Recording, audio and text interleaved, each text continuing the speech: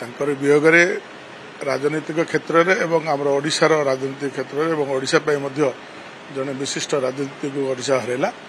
ନିଶ୍ଚିତ ଭାବରେ ଆମର ମାନ୍ୟବର ଖରିଆର ବିଧାୟକଙ୍କ ଦେହାନ୍ତ ଖବର ଶୁଣି ମୁଁ ଅତ୍ୟନ୍ତ ମର୍ମାହତ।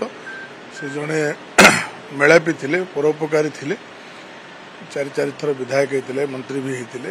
ଆଉ ତାଙ୍କର ବିୟୋଗରେ ରାଜନୈତିକ କ୍ଷେତ୍ରରେ ଏବଂ ଆମର ଓଡ଼ିଶାର ରାଜନୈତିକ କ୍ଷେତ୍ରରେ ଏବଂ ଓଡ଼ିଶା ପାଇଁ ମଧ୍ୟ ଜଣେ ବିଶିଷ୍ଟ ରାଜନୀତିକୁ ଓଡ଼ିଶା ହରାଇଲା।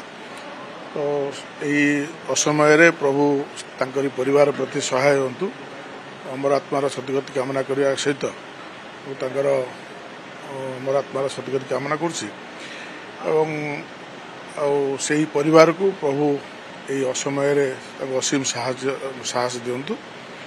ଆଉ ଆମେ ସମସ୍ତେ ତାଙ୍କ ପାଇଁ ପ୍ରାର୍ଥନା କରିବା। ସେ ଯୋଉଠି ଥିଲେ ମଧ୍ୟ ତାଙ୍କର ଆଶୀର୍ବାଦ ଓଡ଼ିଶା ଉପରେ ରହୁ।